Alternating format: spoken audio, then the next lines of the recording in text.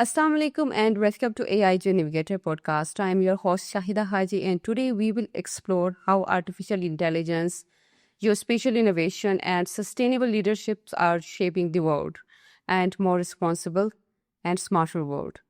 Today's podcast highlight AI sustainability and next generation leaders, the grand convergence for leadership imperative, a visionary work by Mr.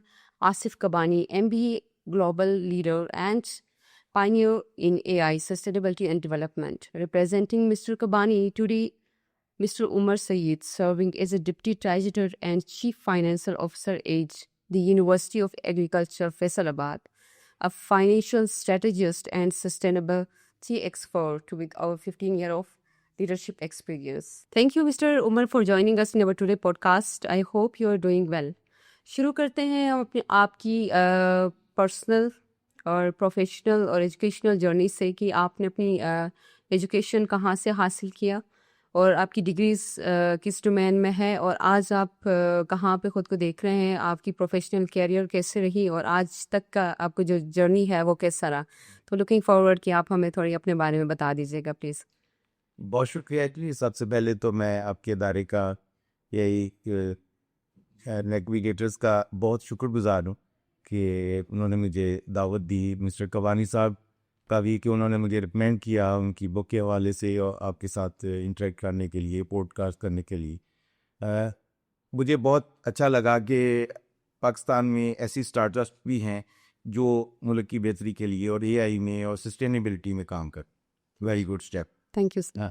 और जहाँ तक मेरा तारुफ है तो जिस तारुफ से आज मैं बैठा हूँ कि इस पॉडकास्ट में वो ये है कि I am certified next generation leader from resource centre STG Geneva. Okay. And Mr. Kabani, Asif Kabani is my mentor. Okay. And I have been under his mentorship for last 2 years. Okay. And he has mentored me for this podcast. And basically, I am an MBA finance.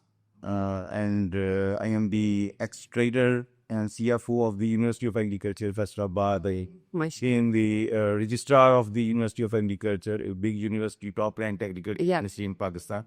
But my passion is SDGs. You can see my logo. Yeah, I have from SDGs conference in Switzerland. So I have traveled more than 30 countries looking for SDGs, sustainability. And, the word CFO has transformed into a chief financial officer to chief future officer. And we have to be, as a society, as a human being, if we want to save our planet, we have to do something. Yeah. Basically, the education and my whole experience about financing is on one side, and my contribution to the society by I am very habitual of plantations. मैं अपनी सालगिरह पर, बच्चों की सालगिरह पर, 12 रबीउल अव्वल, 14 अगस्त, 23 मार्च and so on, जब भी कोई मौका है तो मैं प्लांटेशन करता हूँ, पौधे लगाता हूँ जो सरकारी तरफ की सुन्नत है. और हम इस प्लेनेट को बचाने के लिए जो भी पौधा लगा रहे हैं वो इस प्लेनेट को बचाने के लिए कर रहे हैं. और ये ऐसा बड़ा काम है. वालदा साहबा का इंतकाल हो गया, मैंने पूरी जनाज़गाह में पौधे लगाती और लोगों को पार्टिसिपेट करवाता हूँ. यूनिवर्सिटी है मेरी, एग्रीकल्चर यूनिवर्सिटी है, मैंने वहाँ पे एग्जॉटिक फ्रूट गार्डन बनाए हैं और वो पौधे जो किसी भी यहाँ पाकिस्तान में नहीं थे वो वहाँ से लागे लगाए. मकसद ये है, इंस्पिरेशन किसी को बताना मकसूद नहीं है, लेकिन मोटिवेट करना है कि हमें अगर इस प्लेनेट को बचाना है और इस प्लेनेट को जिस तरह हम पोल्यूट कर रहे हैं उसको अगर बचाना है तो हमें एक्शन करना होगा. सोसाइटी को साथ लेके चलना होगा. अपने बच्चों को SDGs 2015 से 2025 आ गया, 10 साल में दुनिया में बच्चों के करिकुलम प्राइमरी का करिकुलम है और हमारी यूनिवर्सिटी में अभी तक सिर्फ लिप सर्विसिंग होती है SDGs पे. तो ये बेसिकली मेरा ये तारफ है. Okay, good to know. और हम देखते हैं कि आपकी कंट्रीब्यूशन, आपकी एजुकेशन और आपकी जो एक्सपीरियंस है और आपने इतने सारे कंट्रीज़ भी एक्सप्लोर की और SDGs पे आप फोकस कर रहे हैं एंड वी रियली अप्रिशिएट। आप जो है ना हमारी जो यंग जनरेशन है उनके लिए इंस्पिरेशन है कि आप इस तरह के कैंपेन जो प्लांटेशन की आप बात कर रहे हैं और दूसरा करिकुलम और क्लाइमेट एक्शंस की बात कर रहे हैं, तो it's like the need of today. अगर हम आज इस पे काम कर रहे हैं और आई रियली अप्रिशिएट कि आप अपनी पूरी लाइफ आपने डेडिकेटेड की है सस्टेनेबिलिटी के ऊपर और आप जो है ना ग्रीन एक्शन और ग्रीन फाइनेंस के ऊपर काम कर रहे हैं। तो जैसे कि हमने बात की कि today you are here to represent mister Kabani, जिन्होंने अपनी एक बुक लिखी और जिस ग्रांट गवर्नेंस के नाम से है और जिसमें उन्होंने जो है AI लीडरशिप और इंटेलिजेंस की जो है एक इंटीग्रेटेड अप्रोच को जो है ना सामने लाया हुआ है। तो इस पे हम चाह रहे हैं कि आप अपनी एक इंसाइट हमें दे दें, कि इस बुक की एक रिफ्लेक्शन हमें दे दें कि इस बुक में बेसिकली मिस्टर कबानी क्या लिखते हैं और क्या जो है ना हमें मैसेज देते हैं। तो we would love to hear about कि आपकी जो है इंसाइट इस बुक के बारे में। जी, बहुत शुक्रिया। एक तो मैं सामीन को और नाज़रीन को बताना चाहूँगा, this is the book that have been recently published and it is available on Amazon and we can provide you the link to download and other things.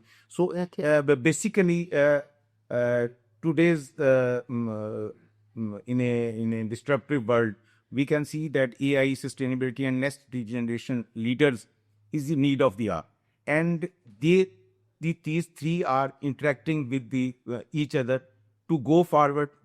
जैसे मैंने पहले कहा कि जो फैसला साजी में बैठे हुए हैं वो उनको ये दरपेश है कि उन्होंने फैसला करके अब जो उनके फॉलोअर्स हैं उनको लेके कहाँ जाना है। जैसे मैंने अपनी मिसाल दी है कि मैं अगर फाइनेंस में बैठा हूँ तो मैं अपनी टीम को मोटिवेट करता हूँ भी आए पौधे लगाते हैं, Yes. अपने बच्चों को, अपनी फैमिली को। 14 अगस्त थी तो मैंने सबको इकट्ठा किया तो पौधे लगाए। इसी तरह कबानी साहब का क्योंकि बड़ा हाई लेवल का एक्सपोजर है, वो यूनाइटेड नेशंस के सीनियर फेलो हैं, वो की नोट स्पीकर हैं, उन्होंने थाउजेंड्स ऑफ पीपल को मेंटोर किया है, वो SDGs का जो रिसोर्स सेंटर है जिनेवा में उसके एग्जीक्यूटिव डायरेक्टर हैं। तो वो इस पे उन्होंने जो सबसे बड़ी जो बात लिखी है कि ये तीनों आर्टिफिशियल इंटेलिजेंस, सस्टेनेबिलिटी और नेक्स्ट जनरेशन लीडर जब इंटरेक्ट करेंगे तो तब वो आगे वो फार्मूला या स्ट्रेटेजिक प्लान मिलेगा जिससे हम आगे बढ़ सकते हैं। उसकी अगर आप देखें, और मैं रियली अप्रिशिएट कि आपका अदारा जो काम कर रहा है वो बिल्कुल इन लाइन है विद दैट, कि आप उस दो तरह के आपके बेसिक काम हैं जो उन्होंने भी अपनी बुक में लिखे हैं। एक तो आप इंडस्ट्री को गाइड कर रहे हैं कि ESG के हवाले से आपका क्या रोल है। Yes. क्योंकि रेगुलेशन अब पाकिस्तान में आ गए हैं, आपको पता है जब तक हमारे मुल्क में कानून ना बने तो हम अबाइड बाई भी करते हैं। तो अब कॉर्पोरेट गवर्नेंस के हवाले से ESG कंपल्सरी हो गया है और उसके लिहाज से आप उनको गाइड कर रहे हैं कि हाउ टू डील विद। अपनी इंडस्ट्री में आपको उस तरह आना पड़ेगा ताकि आप उस सस्टेन कर सकें कॉर्पोरेट लेवल पे। प्लस जो दूसरा काम आपका और इस बुक में जो दिया गया है वो मुश्तरका काम ये है कि गवर्नमेंट्स, पॉलिसी मेकर्स, Yes. उनको गाइड करना है कि अगर AI को इस्तेमाल करना है, सस्टेनेबिलिटी को इस्तेमाल करना है तो उसकी हयूदो कयूद, उसके रूल्स रेगुलेशंस वो इम्प्लीमेंट करेंगे तो वो हयूदो कयूद में रहेगी। अगर उसके स्टैंडर्ड्स और रेगुलेशंस नहीं बने तो that will be very much in way, और वो कोई भी किसी तरह भी उसको इस्तेमाल कर सकता। हम रोज उसको नेट पे, स्कैन में, बाकी चीज़ों में देखते हैं। तो पॉलिसी मेकर्स को ये समझने की ज़रूरत है कि अगर आपके पास नेक्स्ट जनरेशन लीडर्स होंगे, कन्वर्जेंस होगी इन तीनों की, तो तभी वो मुल्क के लिए, अदारे के लिए, सोसाइटी के लिए बेनिफिशियल होगा। बहुत ही आपने जो है ना फ्रूटफुल बातें की और आपकी जो इंसाइट्स हैं और जो मिस्टर कबानी की इंसाइट्स इस बुक में है, it's like really reflecting today's world कि आज अगर जहाँ पे हम खड़े हैं, where we are facing various kind of hydro disaster, natural disasters, और हम जो है ना डायरेक्टली हिट हो रहे हैं। तो in this time we need to adopt sustainability, और जहाँ पे मिस्टर कबानी ने भी मेंशन किया है कि अगर हमने सस्टेनेबिलिटी की बात करनी है तो we have adopt the AI with intelligence to promote sustainability. तो बात जो है ना बहुत ही क्लियर है कि to sustain things we have to adopt AI, और AI की इंटीग्रेशन हम वेरियस फील्ड में देखते हैं। And as you have already mention कि हमारी जो फील्ड है मिस्टर कबानी की जो बुक की थीम है, we share the same area of like interest कि हम भी जो है ना रिमोट सेंसिंग GIS और AI की इंटीग्रेशन मिटिगेट करने के लिए आप लाइन ऑफ एक्शन दे रहे हैं। ये हम लाइन ऑफ एक्शन दे रहे हैं, और जो मिस्टर कबानी की जो है ना फोकल पॉइंट या फिर फोकस पॉइंट भी है। तो बात करते हैं sir next generation of leaders की, कि जो मिस्टर कबानी ने मेंशन किया है कि एक लीडर की जो क्वालिटी है टीच फ्लुएंसी, और उसके बाद सस्टेनेबल थिंकिंग और इमोशनल इंटेलिजेंस की बात की है, कि इन तीनों की कॉम्बो उन्होंने बनाई कि एक फ्यूचर लीडर्स के अंदर ये सारी जो है ना क्वालिटी होगी तो फिर ही जो ना वो सस्टेनेबिलिटी को प्रमोट कर सकता है। आप देख रहे हैं कि आज की इस टाइम में we are facing various kind of challenges, जहाँ पे टेक्नोलॉजी है, AI है, इनके अडोप्टेशन है।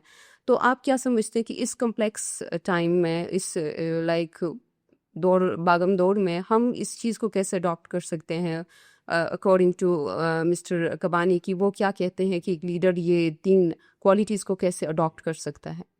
बहुत शुक्रिया। बड़ा रेलिवेंट आज के दौर का क्वेश्चन है। जिस पेस पे हम जा रहे हैं वहाँ पे डिसीजन मेकिंग भी उतनी ही तेज चाहिए, बिल्कुल। उतनी ही वोलेटाइल दुनिया में जो चीज़ें चेंज जितनी तेज़ी से होती हैं, अगर CFO बैठा हुआ है, CEO बैठा हुआ है, तो उसको भी उसी तेज़ी से फैसला साजी करनी पड़ेगी। अब आप देखें ना कि प्लेनेट लीडरशिप और AI, एक ये हमें इसको अडेप्ट करना पड़ेगा। बिल्कुल। और क्लाइमेट उसने ये प्लेनेट ने तो क्लाइमेट चेंज को अडेप्ट कर लिया है। बिल्कुल। वो रोजाना हमें हैजर्ड्स दे रहा है, वो हमें चैलेंजेस आ रहे हैं, लेकिन उसके मुकाबले में इंसान लीडर्स उसको टैकल कैसे कर रहे हैं। यस। और ये असल में बात है कि उसको टैकल AI की मदद से कर सकेंगे। अगर AI को अगर हम उसकी यूथ में समझ में लाएंगे, अपनी कैपेसिटी बिल्डिंग करेंगे, तो तब वो कर सकेंगे।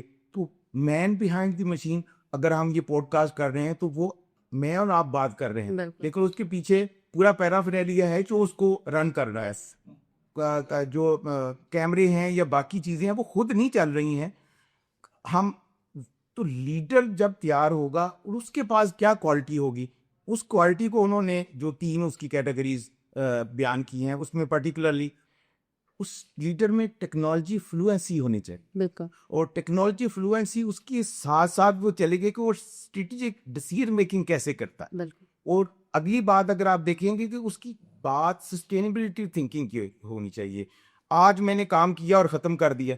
सस्टेनेबिलिटी ये है कि अगले 10 साल के बाद जो मामलात होंगे, मेरी अगली जो जनरेशन है उसके लिए मैंने रिसोर्सेज को छोड़े हैं, ये आज ख़त्म करके जा रहा हूँ। अगर वो ऑर्गेनाइजेशन, मुल्क, ऑर्गेनाइजेशन जो भी करेगा उसको सस्टेनेबिलिटी के लिहाज से सोचेगा कि मैंने इसको कंटिन्यू करना है, ऑन गोइंग कंसर्न बनाना है, कि चलता रहेगा ये सिलसिला। जैसे तो वो करना बड़ा जरूरी है। और सबसे बड़ी बात, ये जो आपने बात की, ये बड़ी इंपॉर्टेंट है।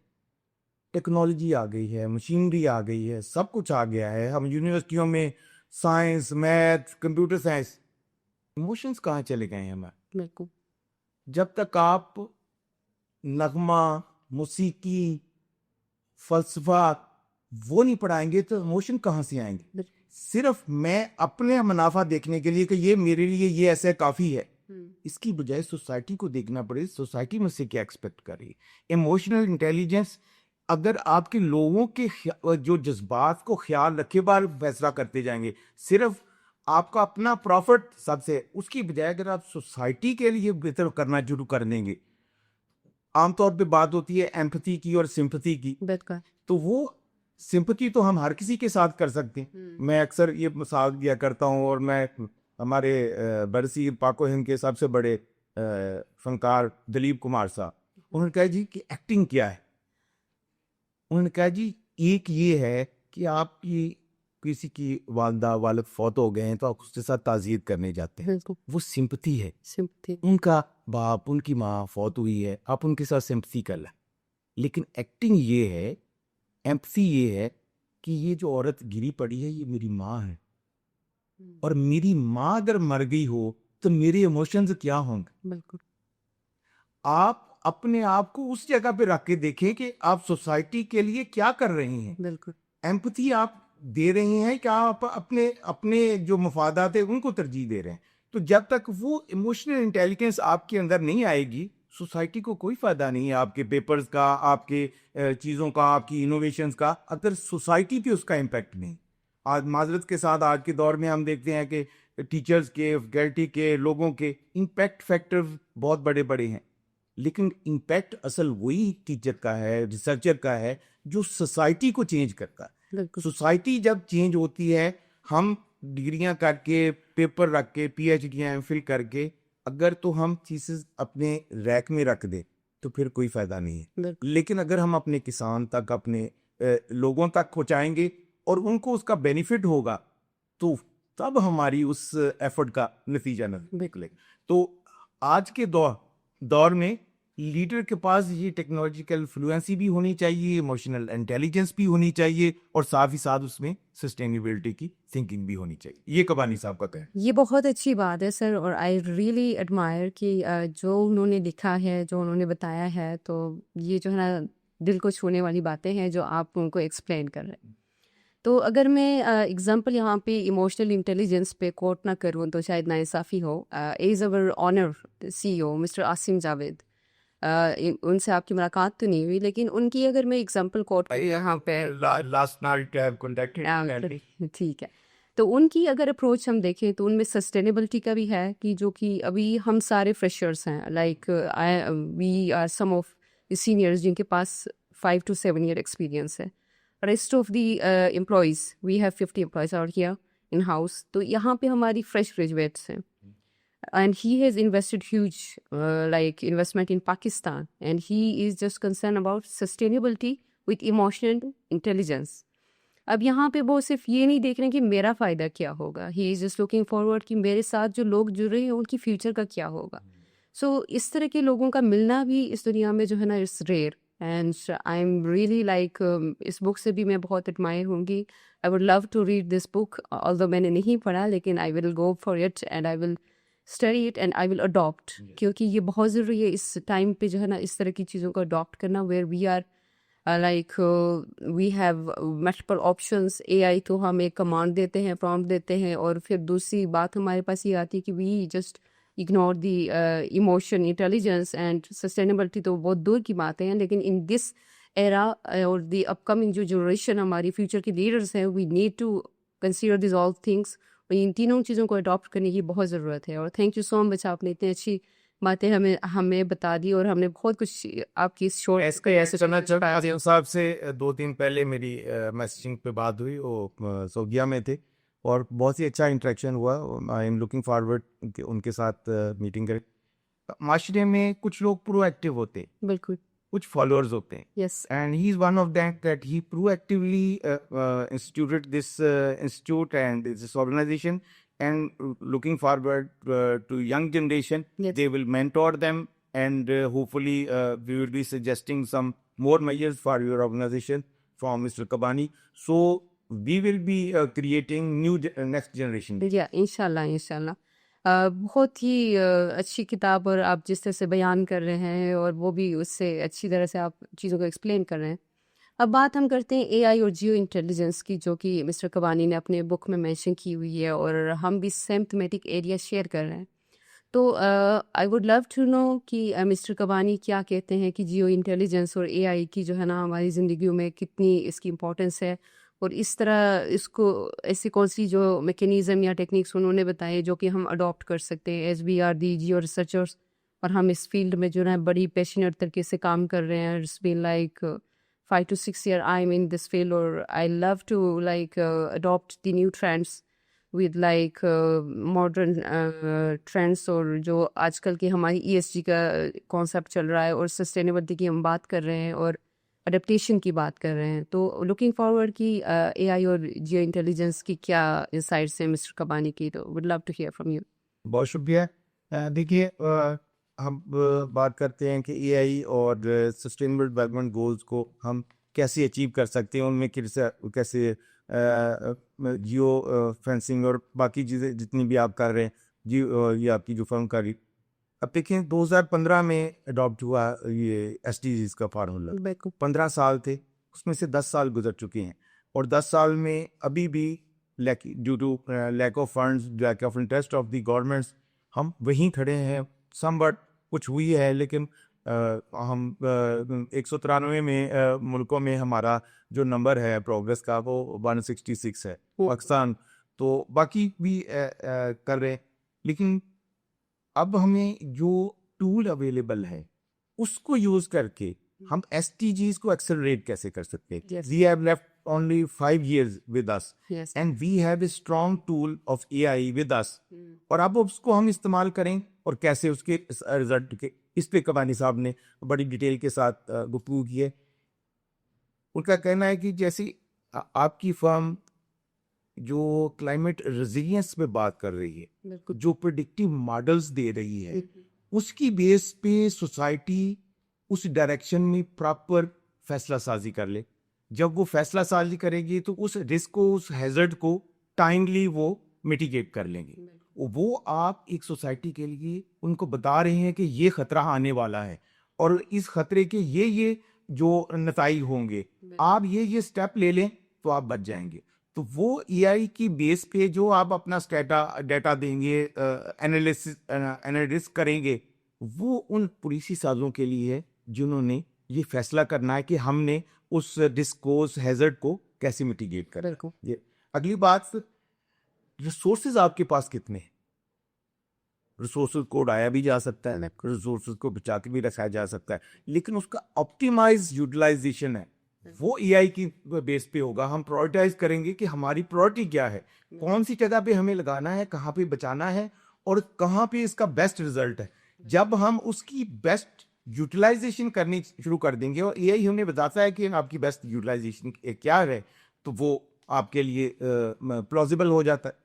आगे अब उससे अगली बात, अब हम शहरों में रहते हैं, गांव से आ गए हैं, बिल्कुल। स्मार्टर सिटीज आपकी कितनी हो सकती कितनी है। हो सकती है। आप ग्रीन एनवायरनमेंट में पिछले साल में SDGs इवेंट था हैंगजू में, शंघाई के पास, तो वो पूरा शहर जो है, अब पूरा मुल्क तो नहीं लेकिन एक शहर मॉडल के तौर पे उन्होंने टोटली जो गैस और तेल से फ्री करती है। पूरे शहर में इलेक्ट्रिक बसें, इलेक्ट्रिक ट्रेनें हैं, कारें भी जो उतनी टेस्ला खड़ी थी उतनी हमारी शायद रेडियां और नक्शे नहीं होते जितने उनके पास थे।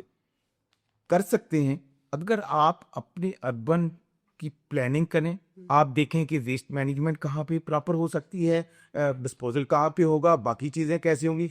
अगर आप शहरों को बेहतर बनाना चाहते हैं, मैं उसकी मिसाल दूंगा क्योंकि मैं इस्तांबुल की उर्दगान के आने से पहले क्या हाल था उस शहर का, और अब उसकी 8 करोड़ आबादी है और 4.5 करोड़ बंदा हर साल उसको विजिट करने जाता है।